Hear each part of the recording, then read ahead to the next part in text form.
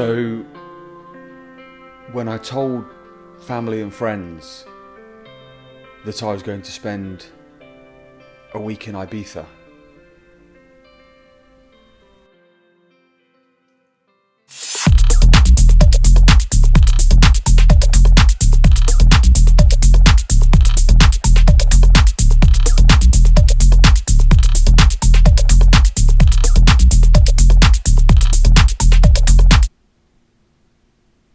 I think they all got the wrong idea.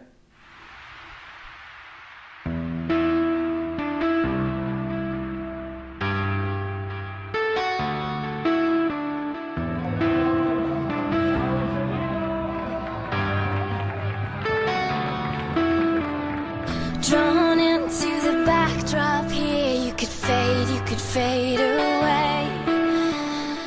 Bright lights on a starless night, then This is a story about running. looking at life through a loaded gun. Take your best shot, aim it at the sun. And also a story about music. That gun, you know you'll find yourself, you'll find yourself alone. You'll find yourself. Up and up and up and up and up. Never ending. Climbing. You'll find yourself, you'll find yourself. So join me on this very unusual week in Ibiza as I put myself through the pain of an ultramarathon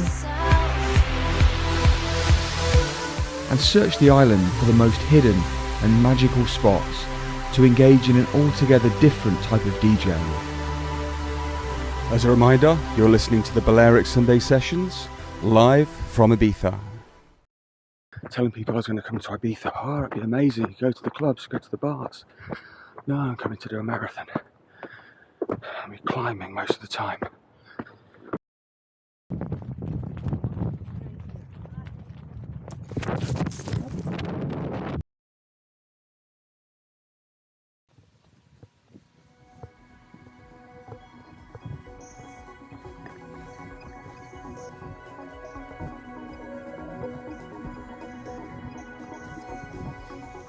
For some people, running is their life, and I'm not knocking that, but for me, it's a toss-up between staying healthy, running with friends, and also taking on the occasional running challenge, to push myself outside of my comfort zone every once in a while.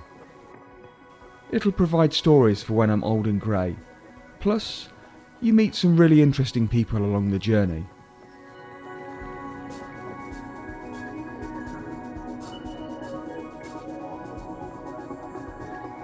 As for me, I've played sport my entire life, but far from being an actual runner, I was about to embark on another wide-eyed adventure for which I will be, and usually am, woefully underprepared. Not that this stops me, of course. I mean, a big part of the fun is the adventure of it all, saying yes to opportunities and seeing how things pan out. If you wait until the stars align and you're fully prepared, you'll never go out there and throw yourself into experiences, and who knows the sort of things you'll miss out on. But hold on a moment. Of course, this isn't really where the story begins. After all, what sort of story would it be without a backstory? A chance to find out how all this craziness began. And for that, we're going to have to go back in time.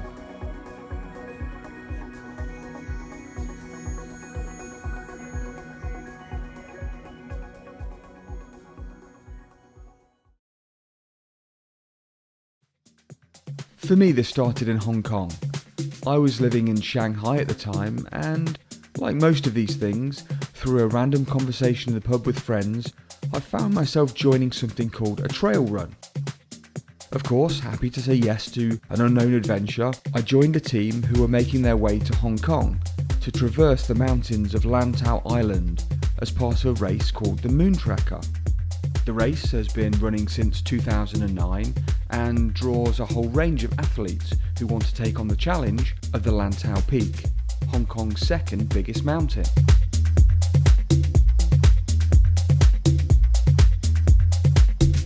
Starting at 11 PM, We set off from the harbour in Lantau, wearing head torches as we headed off into the night, aiming to cross the finish line before the sun started to rise above the horizon. After approximately 6 hours of negotiating a variety of challenging terrain, we came down the final peak and the sun hadn't yet made an appearance. We crossed the finish line, which led out onto the beach and in front of the ocean. I had finished my first long-distance trail run. And even as I sat there, looking across the ocean, sore from the challenge, tired from running through the night without sleep, as the sun came up over the horizon, there was an elation, and I knew that I had to experience this feeling again. So, the very next month, I signed up for a race with a friend. This time the race was in Hangzhou, that's next to Shanghai. We ran by the serene West Lake, through Dragonwell green tea plantations, over mist-covered mountains and through bamboo forests. The race took 10 hours to complete. I was incredibly sore, but again invigorated by the challenge. There was seemingly a magnetic draw to running through nature, something which seems to be so much more compelling than road running, and clearly it isn't just me that feels this way. Although trail running has been part of official events for around 100 years, it's only in the last 20 years that events have become a lot more established and the sport has seen a boom in participation.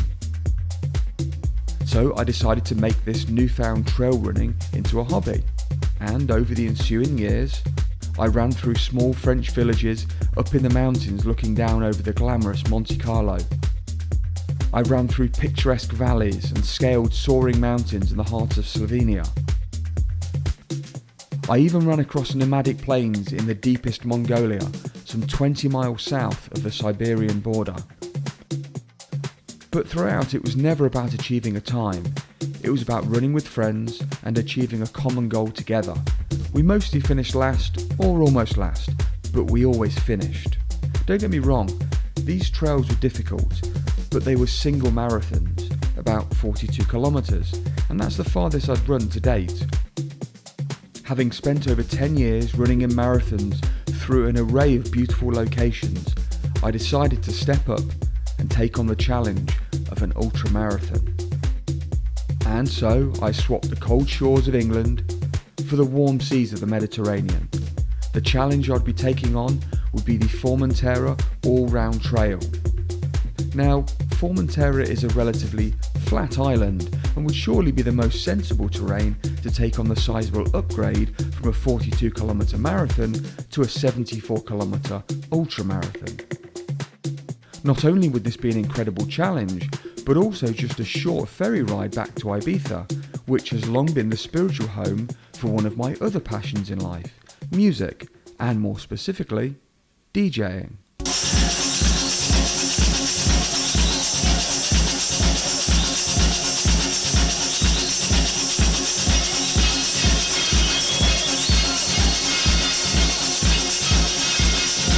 Much of the dance scene that had blossomed in Ibiza in the mid-80s had made its way to England by the late 80s.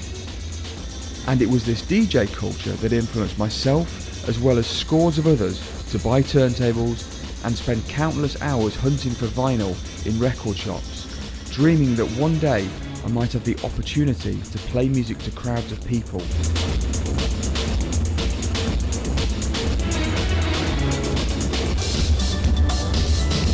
Now, back in the days before digital and MP3 files, DJs would play on vinyl. However, digital soon started to take off, as it was much more convenient than taking a whole box of records to a gig. DJs began by using CDs when playing, then MP3s on USB drives, and then even started to bring laptops to the clubs, having the mixer as a dedicated controller.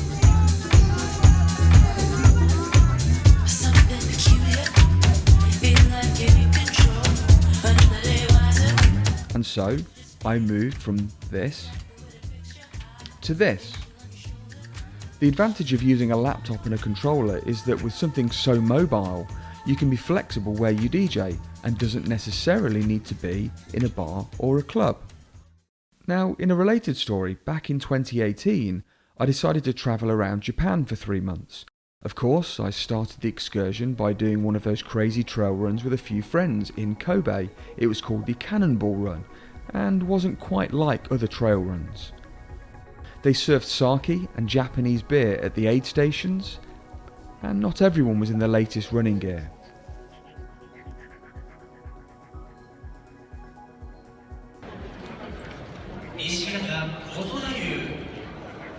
While I was on my travels through Japan, I wanted to continue creating DJ mixes, so I took my controller and the laptop with me. While out there, I had a eureka moment. Instead of just creating audio-only DJ mixes, why not take my equipment out into nature, record the mix, but also take cameras along and record the surroundings while I was DJing? So I set out with my DJ equipment to engage in my new hobby.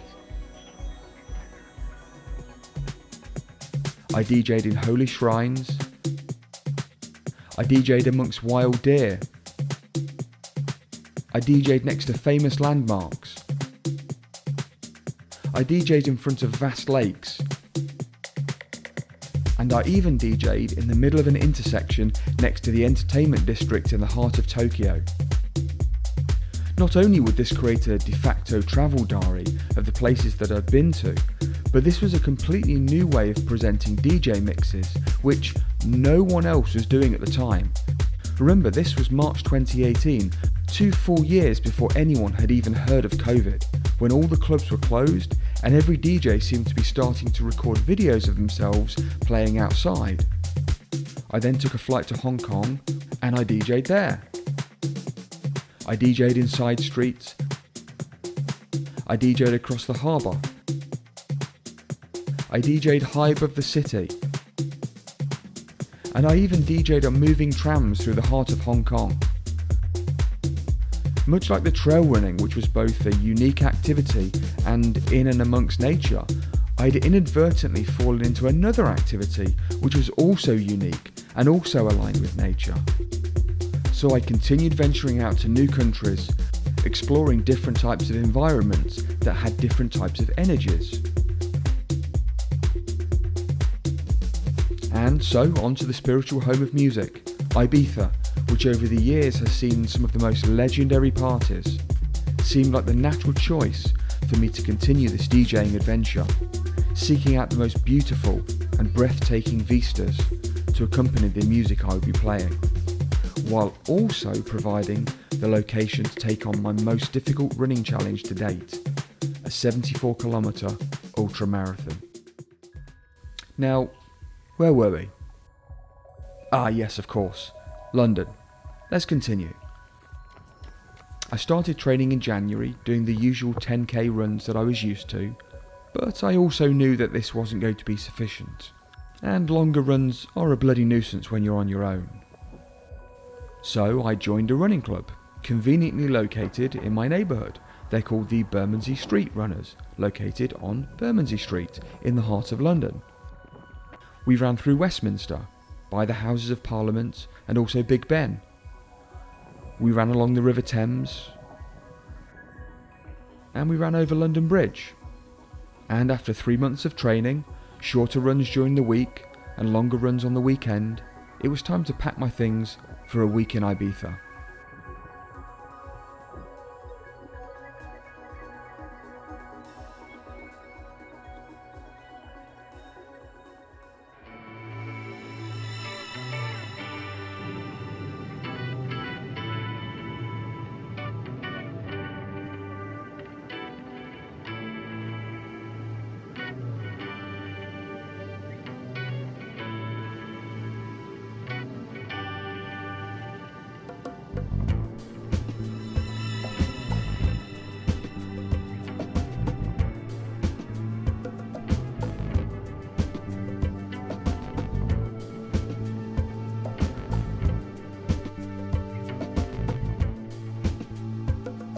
Having landed in Ibiza, and with less than 48 hours until the biggest running challenge of my life, I also needed to think about preparing for the other side of the Ibiza experience, DJ videos, and crafting playlists on my laptop, such that when I arrive in the locations I'll be ready to deliver a well thought out set. I think it's worth creating a minor story tangent here for a moment to explain something.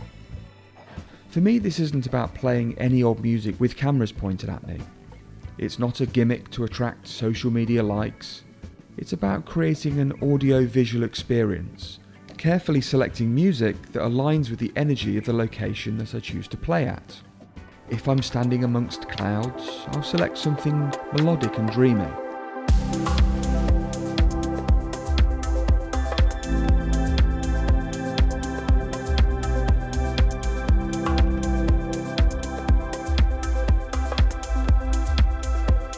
If I'm standing next to a beach with the sunshine on my back, I'll select a warm tribal sound or perhaps something Latin inspired.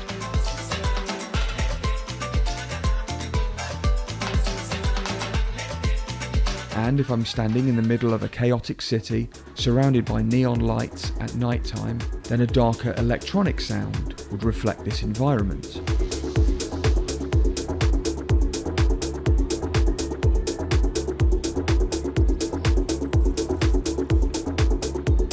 So the challenge here is to consider the type of location in Ibiza that I'd like to play music at and start to craft a sound that reflects this environment.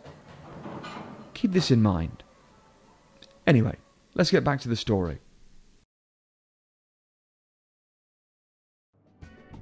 I needed to make my way from Ibiza to Formentera to collect my race kit, found the ferry and made my way over.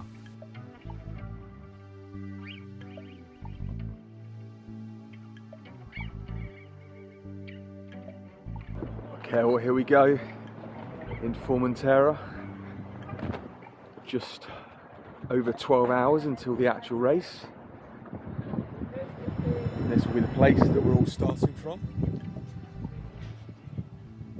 It's got quite a nice breeze at the moment, so fingers crossed that stays for tomorrow morning. Beautiful start line looking over the harbour here.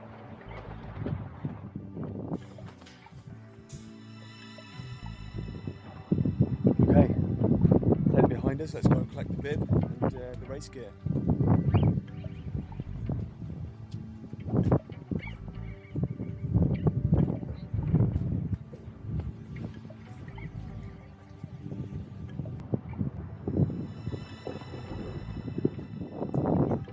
Just envisaging what it's going to look like coming down this track tomorrow morning.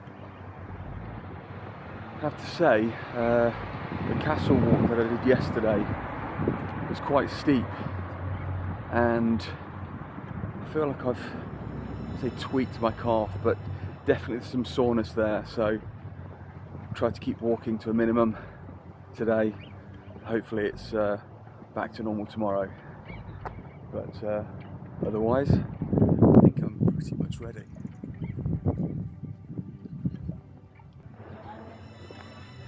Okay, given we've got some time before the next ferry goes, let's have a little look in the goodie bag. I have the number with chip in the back to prove that I'm passing each checkpoint.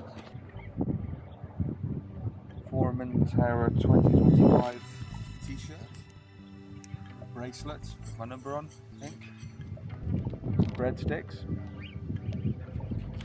Got a bottle of wine in here, but no. Peanuts caramel chew thing. That's Ali V Flex CBD. Marvellous. That'll come in handy.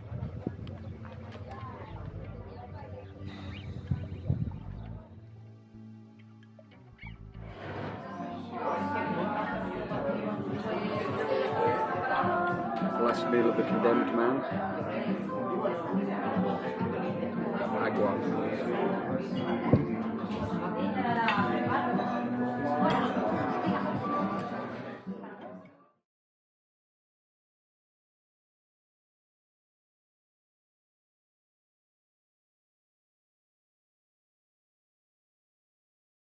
Okay, just left the hotel. It's 7:30 in the morning. Quite breezy. Making my way over to the ferry. Hopefully everything's on time. I should be arriving about half an hour to the race. everything's packed. Got a couple pairs of headphones in case one dies. I've downloaded the more recent David Goggins audiobook, so David will be there with me to help me along the way. So fingers crossed weather stays sort of this temperature around 16, 17, a bit of a breeze. It'll be easy.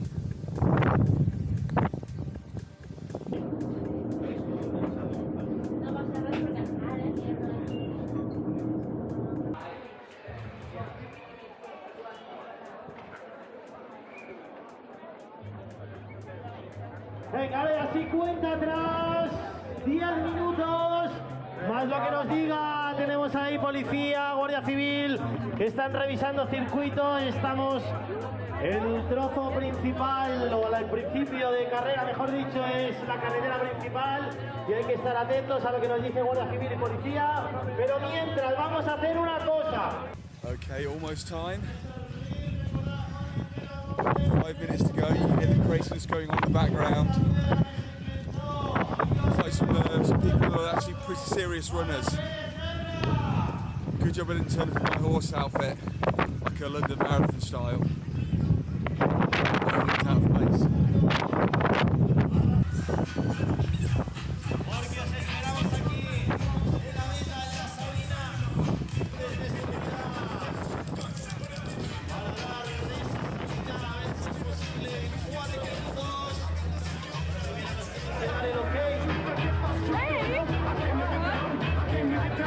¿Estáis preparados? ¿Estáis preparadas?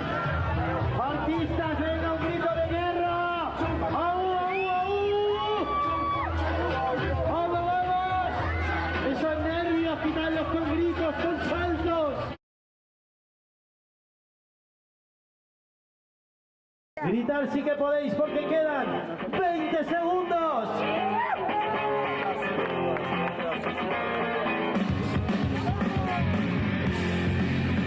Arriba, arriba, porque quedan 10, 9, 8, 7, 6, 5, 4, 3, 2, 1, salida a esta formentera, a un Road Trail 2025. Mucha cabeza, disfrutad y nos vemos aquí de nuevo en la Sabina. Moltes gràcies a tothom. Benvinguts al Paradís. Y gracias, como no, a todos nuestros voluntarios. A Joaquín, que va a cerrar este tramo. A vuestro equipo.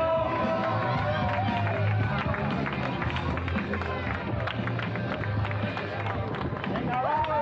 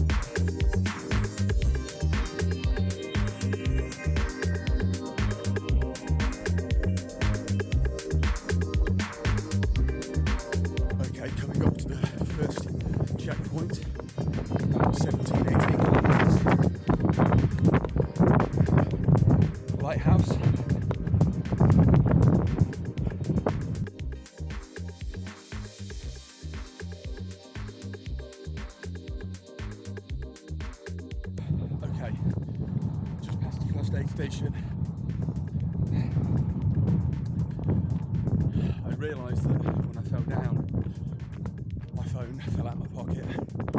I've been trying to explain to the nice people at the aid station, trying to explain where it fell out. Fingers crossed they find it. I think one thing worth noting here is that by losing my phone, I was in fact flying blind. I had no way of knowing how far I'd ran, or how far I still had to go. I had no music, I had no David Goggins to help me, and I would still have 68 kilometres to go. And if that wasn't bad enough, the wind was really picking up. I think I was most worried actually that my cap might blow off from the wind and go over the edge of the cliff. This is High Ibiza, used to be called Space. In my opinion, one of the best clubs on the island.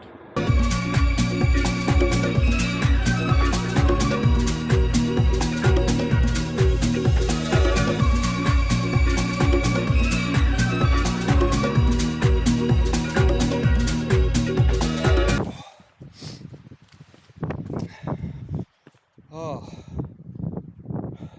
beautiful.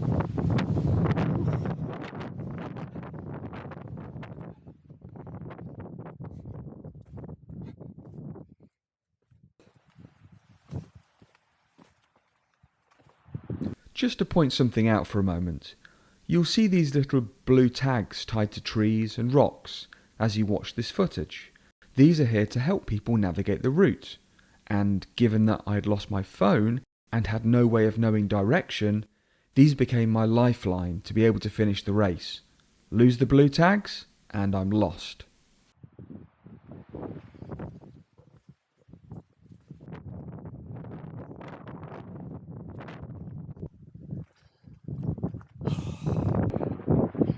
Honestly, the number of times I've almost tripped over, fallen over, beyond it's probably like 7 or 8 times. It's absolutely ridiculous. I don't know whether I've just forgotten how to run. This course is just a nightmare.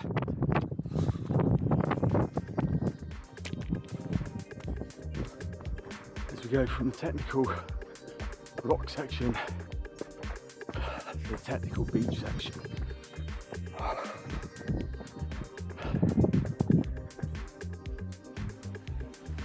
have to say, at this point, despite being on what looks like paradise, all I can do is walk on this. It's going to be so difficult to run. So much energy expended for so little reward. I think maybe a few kilometres till the next aid station. That should be, I think, close to halfway, something like that.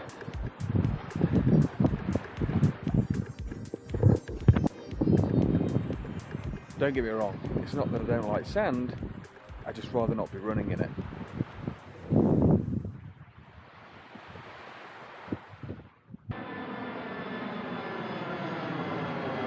This used to be where Bora Bora was located. We used to dance on the sand and cheer as the planes went overhead.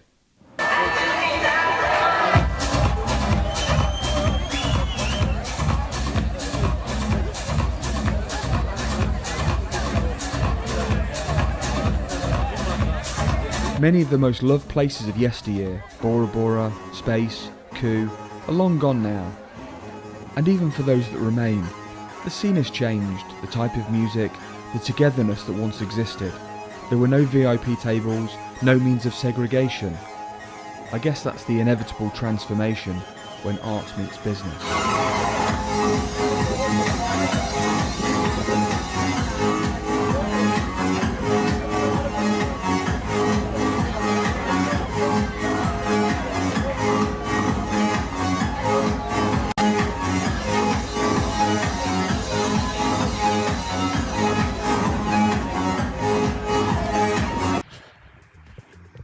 Okay, my quads are in full-on cramp mode now. Pretty much impossible to run, so just having to fast walk. Hopefully if I just eat 1 or 2 bananas and a load of water and stretch, hopefully that'll be the trick.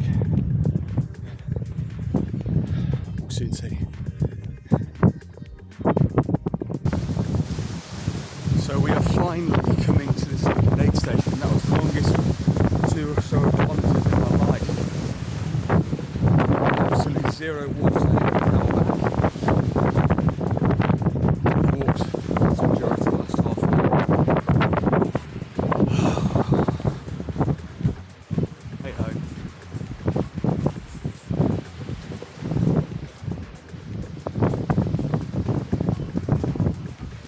Just another thing to point out.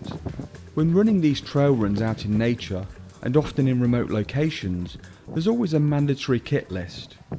Hydration system with water, appropriate trail running shoes, survival blanket, head torch, trekking poles, mini first aid kit, and, in case you become stranded, a mobile phone. When I arrive at this aid station, in about 30 seconds time, I'm about to mention to the people that I've lost my phone, and there's about to be a discussion as to whether they will allow me to continue, regardless of whether I want to or not.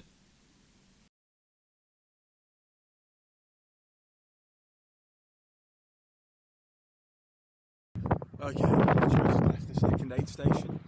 I've been told that it's 33 kilometres. The people at the aid station told me that I had to run close to others in case I ran into trouble, and under this condition, they would allow me to continue. And, great piece of news, one of the warden people, markers, found my phone, so should be able to collect that at one of the later checkpoints, which is good news. Fingers crossed those electrolytes start working and I can start running again very soon. I feel a lot more energised now.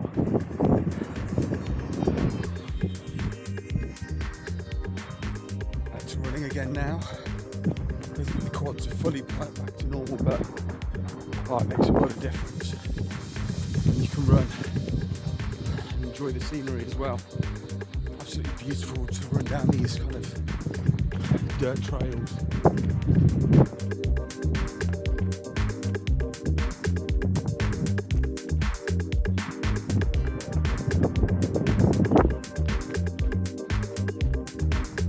Just a brief update. Again, massively misjudged this race. I assumed it was relatively flat. You can't see, but I've been climbing for about 20-25 minutes. So even though my race preparation wasn't particularly good anyway, I certainly didn't do any sort of elevation work, which is making this bit extra tough. Oh well, no complaining, back on.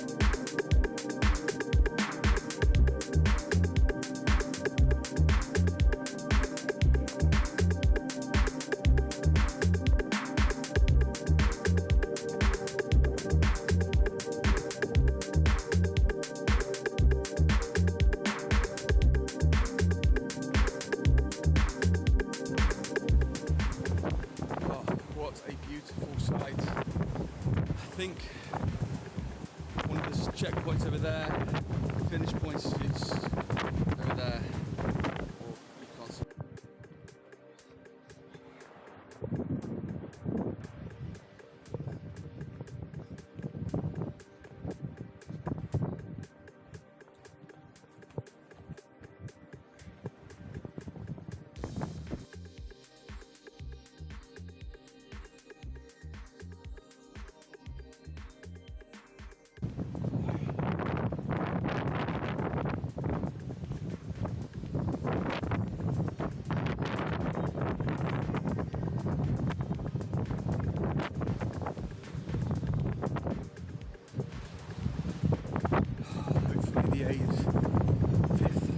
last aid stations coming up.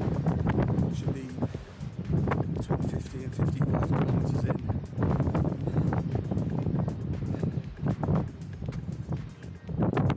And then just a half marathon to go after that.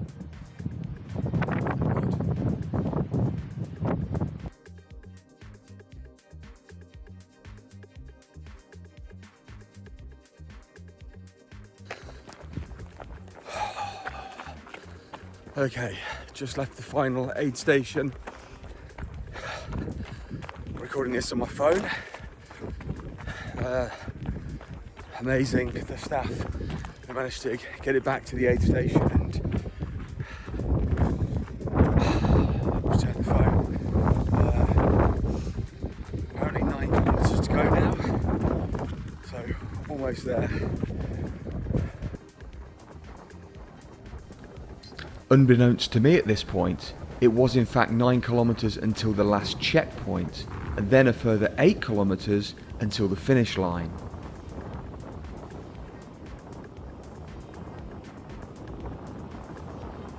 Tell you what, by this point in the race, I'm 100% ready to be finished. Blisters on both feet, sand in my shoes, and just can't wait for the finish line.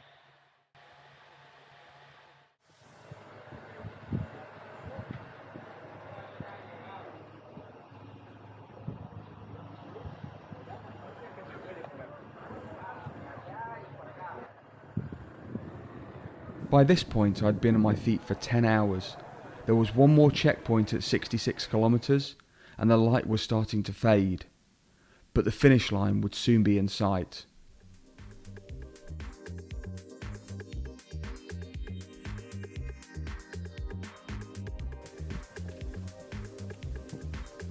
It had been a significant challenge. There were times when I was mentally questioning whether I could continue, and this isn't the first run where this has happened. For me, it requires that you develop a mindset that refuses to accept quitting as an option. Finishing the race, whether I walk or whether I crawl, it's mandatory. It has to happen. There is no option.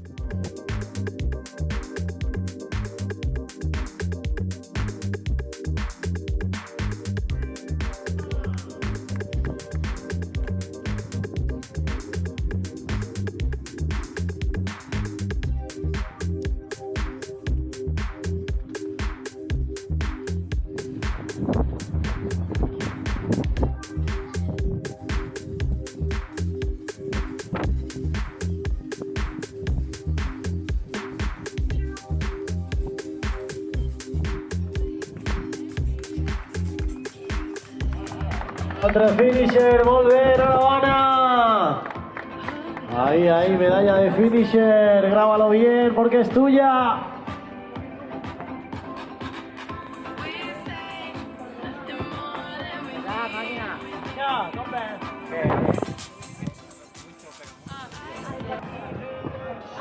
Well, that was quite difficult. For the moment, I'll enjoy the finish and dissect later on. I've got a cold beer.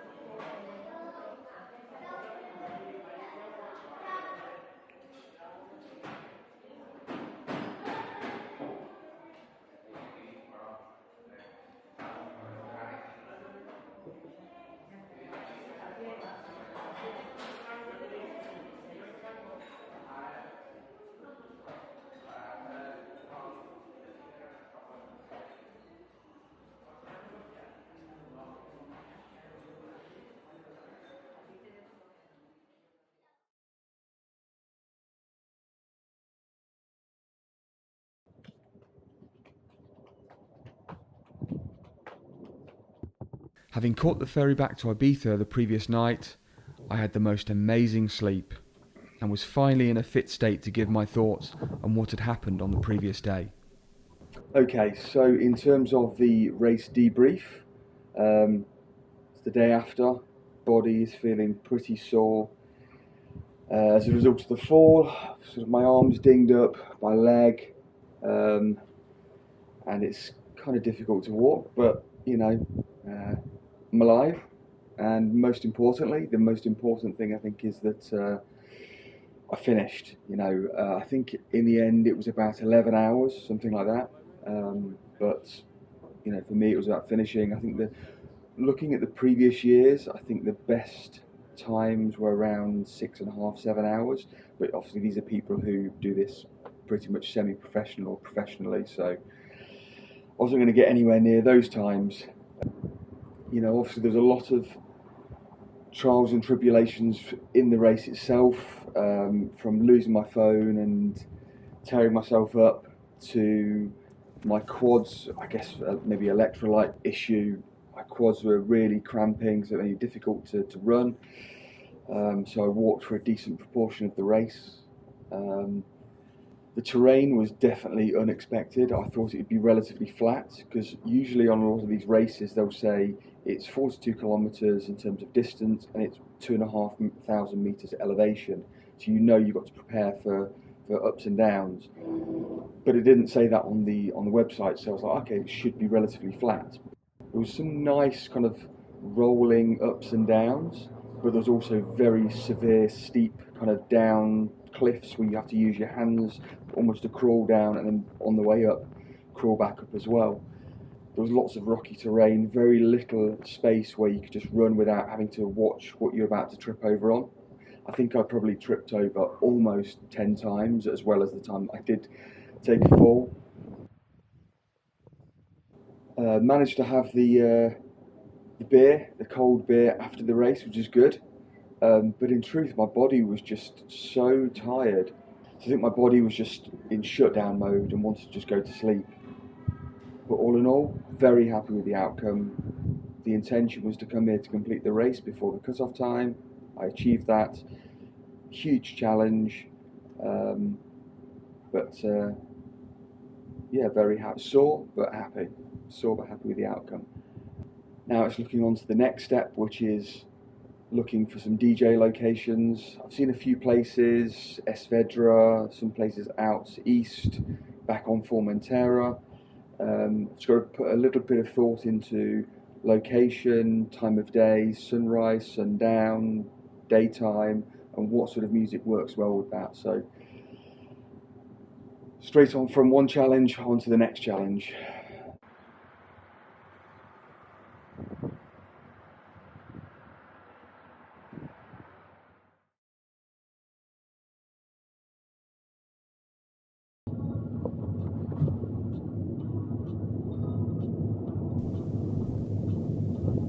So it was time to set off for the second part of the Ibiza challenge, that of finding the most beautiful and secluded locations to record a DJ video.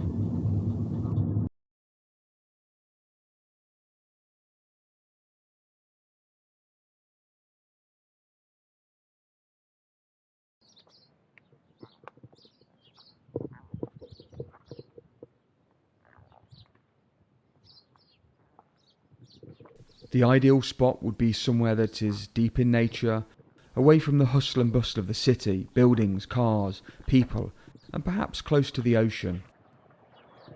Somewhere that aligns to a warm, down-tempo type of sound.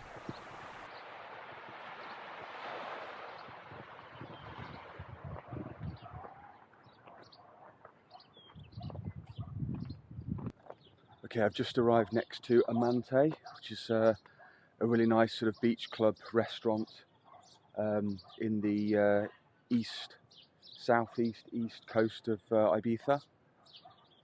Earmarked it as a nice place to do the my Balearic Sunday Sessions radio show. So I'm now going to walk up the mountain cliff behind me, see if we can find an appropriate spot to set up shop. I thought I'd already done enough of this 2 days ago with the run. Clearly not. think this is the hidden nuisance of doing these videos, which is that this is incredibly heavy, probably 20, 30 kgs with all the equipment. And so when you're having to lug this up for 20 minutes, half an hour, up an ascent while it's quite hot, it's a bloody nuisance. But, you know, that's the obstacle that you have to overcome to get the reward of a good location and a good video.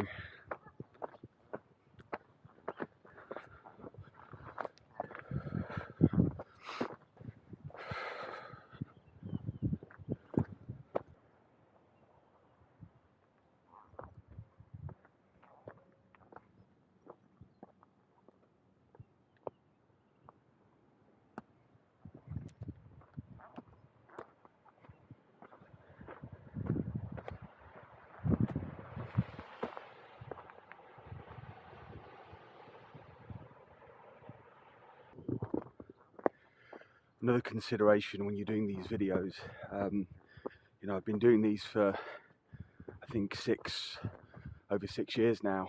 The first one I did was in March 2018 when I was traveling to Japan and Hong Kong, and I was out there for 3 months, and I started to do these videos. And I guess when you do something for the first time, you can't envisage the mistakes and the issues that might crop up. And one of the things that I had on one occasion in Hong Kong, I went up to West Peak, and I think it must have been mid-80s, something like that in terms of temperature. And after about 5 minutes of DJing, my Mac went into shutdown because it was overheating because it was direct sunlight. So one of the things you have to think about when you're doing these videos is to try to find shade if possible. Otherwise the MacBooks don't like it. And the places I've seen so far are kind of exposed, but if we can't get shade, then we'll have to just take the risk and see how it goes.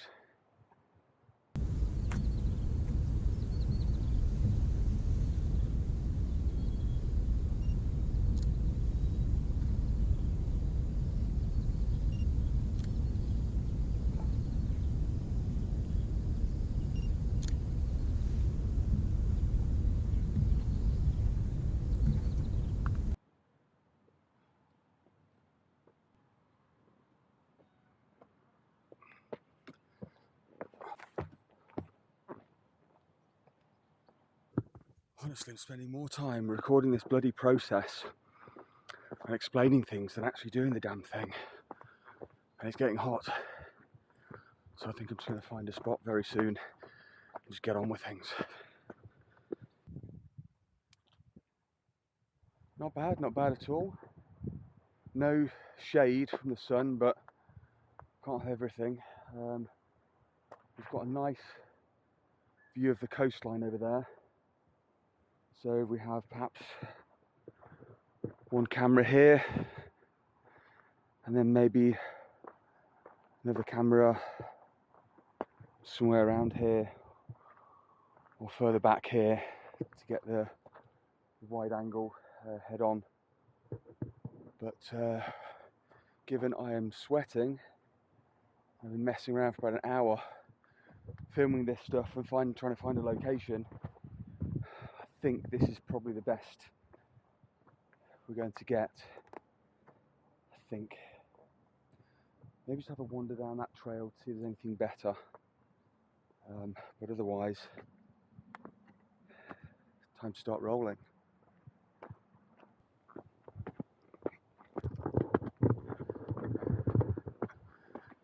Up and up and up and up and up, never ending climbing. Telling people I was going to come to Ibiza. Oh, it'd be amazing. You go to the clubs, go to the bars. No, I'm coming to do a marathon. I'll be climbing most of the time.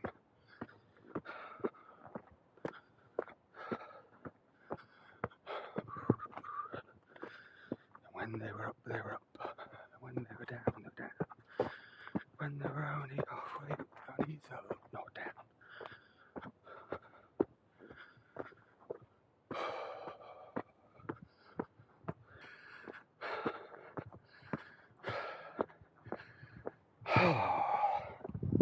Here we go.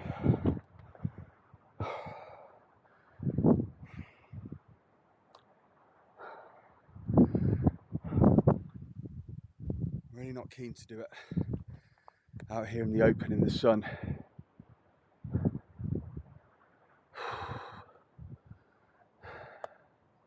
Just the risk of it going into shutdown after 5 minutes or so.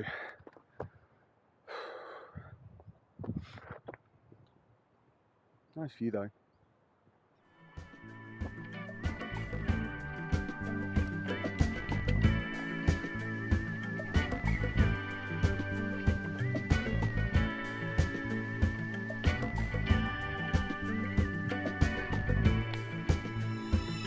Another thing I've just realised as well, when I was recording a video in Hong Kong,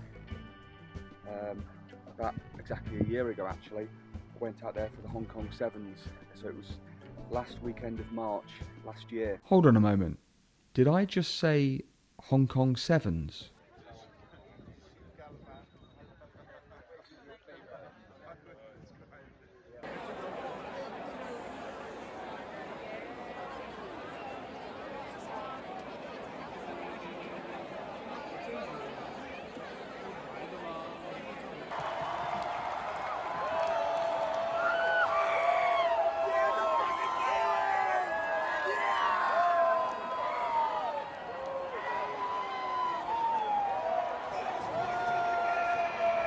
And I did a video on High West Peak where my camera or my laptop had overheated 5 years earlier, so I wanted to capture it, but it was so windy that one of the cameras blew over. I'll probably insert a video to that. So now there's a bit of a breeze up here. I'm a little bit conscious of how precariously that camera is positioned, and even the video afterwards that I did on Lantau Island in front of this giant, I think it's Tien Tan Buddha. It was like gale force winds, but at the end of the day, if you want to get the shots, you want to get the video, then you do whatever it takes to get the video, despite it being crazy conditions.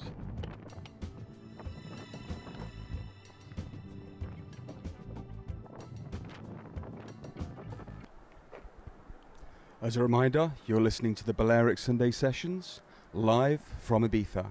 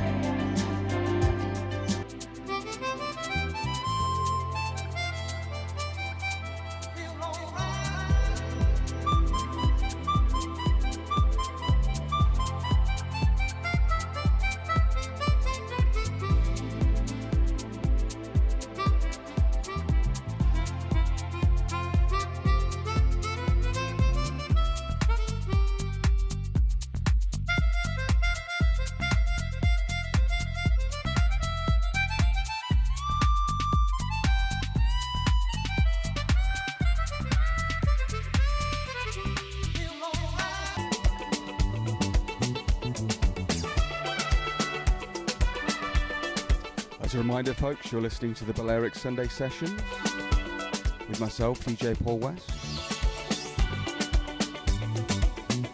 broadcasting live from Ibiza.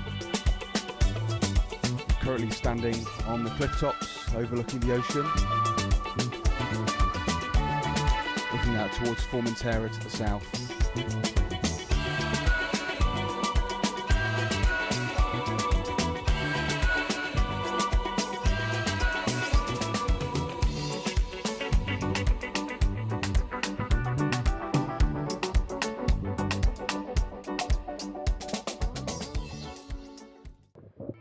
Okay, recording completed, recording done. The laptop didn't overheat and die, so that was a blessing. I think it was a really good spot in the end. Really nice view over the Balearic Sea, out towards Formentera.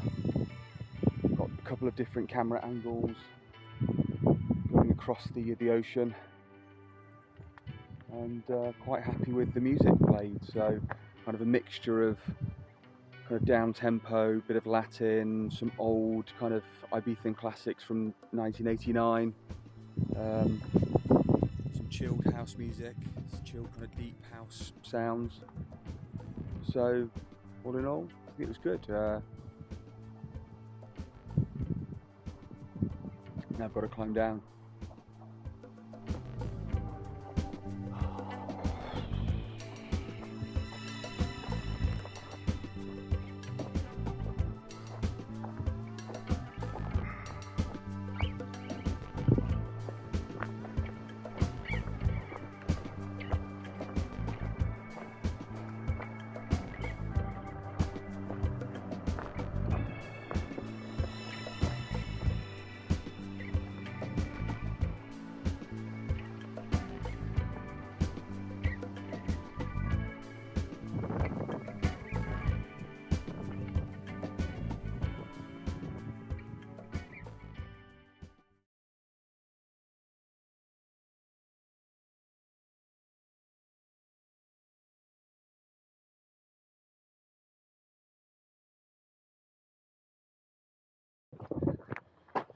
So here we go, back at it again. Different location this time. Heading out to the west coast of Ibiza, to the coastline that looks over a rock called Vedra. Apparently the sunset here is something quite special, so let's see if we can put together a DJ set that kind of starts as the sun is going down, reflecting that energy, and then continue on with something a little bit more energetic and dark as the sun goes down, and let's see how that works. It'll be perhaps quite tricky to get the timing of the sun down exactly then, but we'll give it a shot.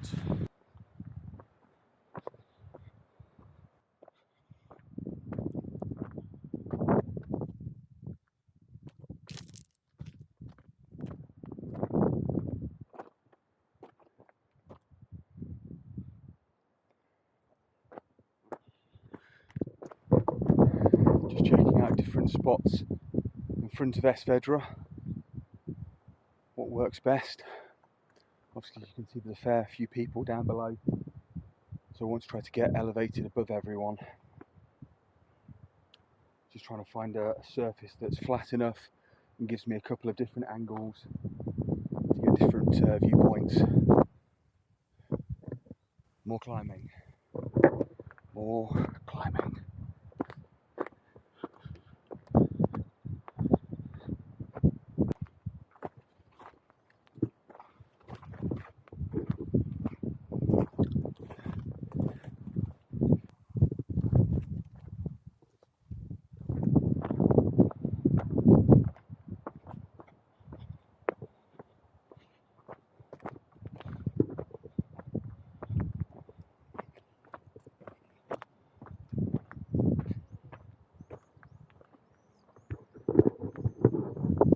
Okay, almost ready. It's a little bit tricky because I think it's about 20 past 8 that the sun goes down, and I want to try to get half of the set started, half of the hour set before the sun sets, and the rest after the sun sets. So it'll be approximately right, but let's see how it goes. As noted earlier, for me, DJing out in nature is about aligning the energy of the music with the energy of the location, much akin to reading the room when DJing in a bar or in a club. Here we are entering what is often referred to as the golden hour, the short period of time before the sun sets when the natural light is soft and warm. For me, this aligns with an ambient, spiritual vibe. No beats, just to ease the listener into the experience. The main elements of the sound are higher frequencies aligning to the wide open space, the expanse of sky and ocean.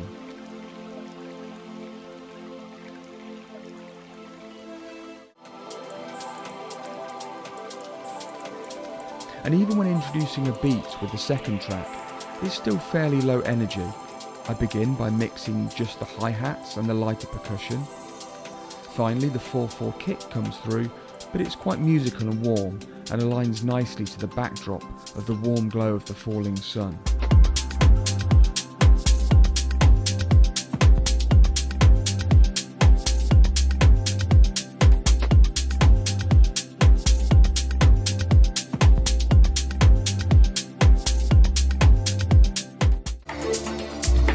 Moving on, the sun is continuing to set and the glow isn't as bright, the temperature is starting to fall, and as such we move into a track which is less musical and more melancholy with haunting vocals.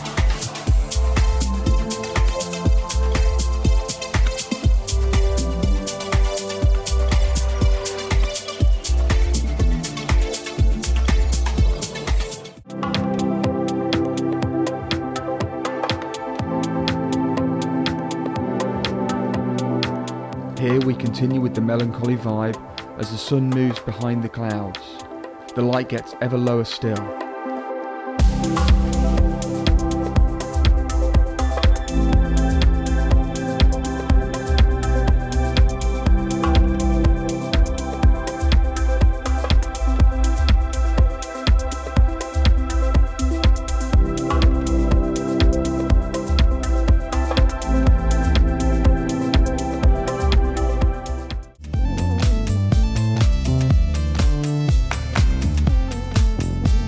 As you can see from the footage, I'm turning around to try to catch a glimpse of the sun dropping below the horizon. The natural light is becoming quite low, and this is the first time I'm using a track where a bass line is a much more notable part of the sound, the lower frequencies aligning to the lower light conditions. But even with those lower frequencies, it still has a groove and is more funky rather than aggressive. And with that, the sun is dropping below the horizon.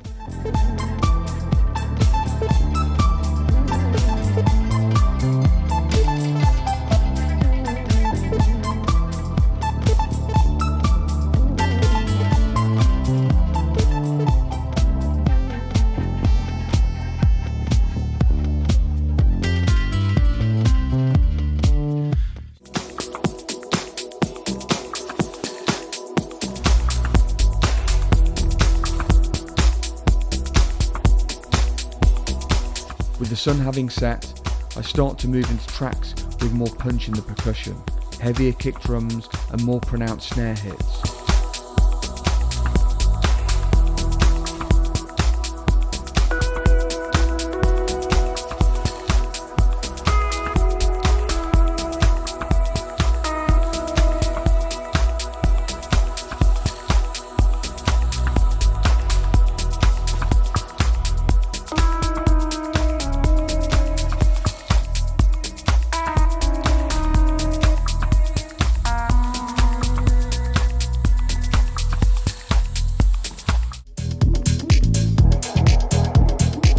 As we move further on, the sun has now disappeared entirely.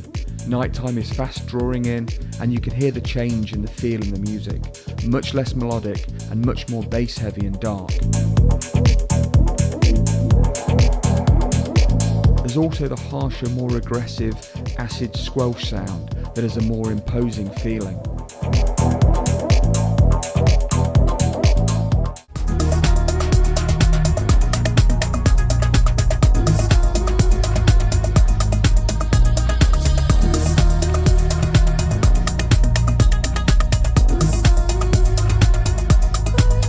Finally, we fall into very low light conditions.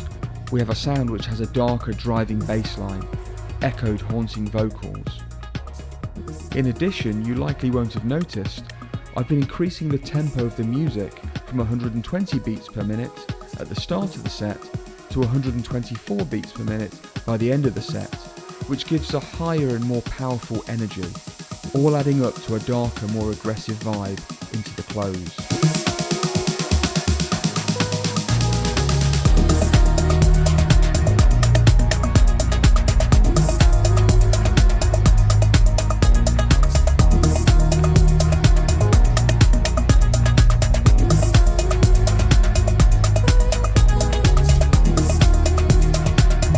Hopefully this demonstrates a more artistic side to what I'm trying to achieve, aligning to the energy of the surroundings, but also reacting in the moment to the change in light conditions. And that's what adds a little bit more stress to these situations, because often I just have one chance to get it right, one sundown, one sunrise before I have to catch a plane and go home. Opened in 1999. Opened in 1975.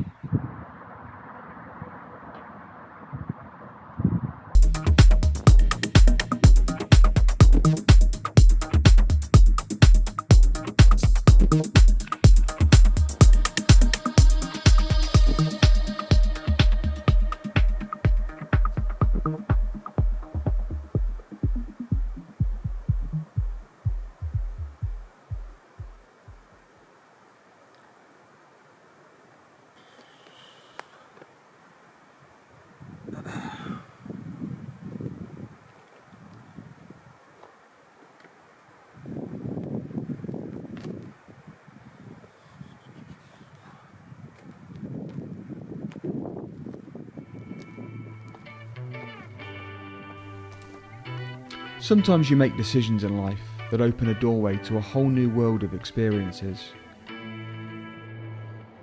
Meeting and connecting with people from all types of backgrounds, and pushing yourself into challenges that help you grow as a person. You don't know where the decisions will lead you, but that's half the excitement. What starts out as an idea can lead to the unexpected, and in truth it's not about the outcome as much as it is about the journey. It's not always plain sailing, but it's the overcoming of obstacles that help us grow as people. It starts by saying yes. Yes to experiences, yes to challenges, yes to life. And who knows where and when it'll end. So, the remaining question to ask: what new experiences are you going to say yes to?